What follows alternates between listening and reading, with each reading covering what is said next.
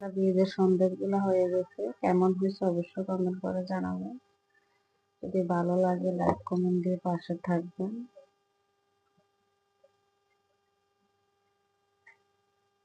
মাশাআল্লাহ কালার অনেক সুন্দর হয়েছে, খেতেও কিন্তু অনেক স্বাদ হয়েছে, ডিম দিয়ে আদা পেঁয়াজ দিয়ে। ভালো লাগলে পাশে থাকবেন। আসসালামু আলাইকুম, আশা করি সবাই ভালো আছে, আমিও ভালো আছি।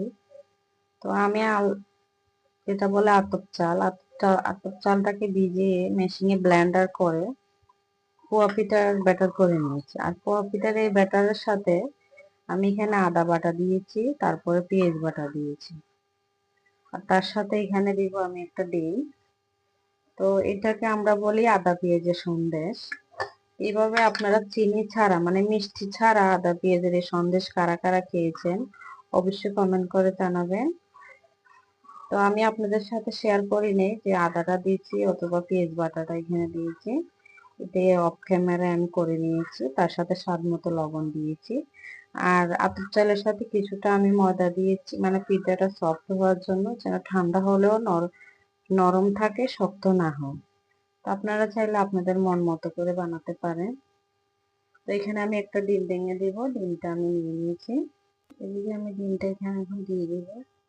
তো সম্পূর্ণ ডিমটা দেওয়া হয়ে গেছে, এই পর্যায়ে আমি মিক্স করে নিতেছি। ডিমটা দিলে ফ্লেভারটাও ভালো আসে, পিঠাটাও সফট হয়। তার জন্য এখানে আমি ডিমটা দিয়ে দিয়েছি, একটা ডিম দিয়েছি, চাইলে আপনারা বাড়িয়ে অথবা কমিয়ে নিতে পারেন। তার চেয়ে কমানো যায় না, যেহেতু একটা, আপনারা দুইটাও দিতে পারেন। যেহেতু আমার কায়ের পরিমাণ কম ব্যাটার, যার কারণে ডিম আমি অল্প দিয়েছি।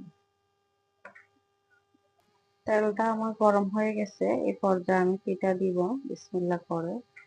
বিসমিল্লাহির রহমানির রহিম।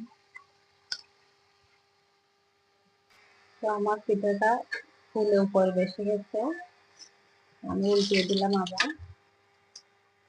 পিঠাটা আমি তুলে নিতেছি, পিঠাটা যেহেতু হয়ে গেছে, আমার পিঠাটা হয়ে গেছে, এই পর্যায়ে আমি এখানে তুলে দিব। মাশাআল্লাহ অনেক সুন্দর লাগতেছে। আমি দ্বিতীয় পিঠাটা দিতেছি। আমি বেশি বড় দিব না, চাইলে আপনারা বড় দিতে পারে, আমি ছোট ছোট করে মাঝারি চাপ করে বানাবো। তৃতীয় পিঠাটাও আমি তুলে নিতেছি। দেখুন মাশাআল্লাহ অনেক কালার সুন্দর। এটা আমার 3 নাম্বার পিঠা। আমার 3 নাম্বার পিঠাটাও আমি উঠিয়ে নিব। আদা পেঁয়াজের সন্দেশ ডিম দিয়ে কেমন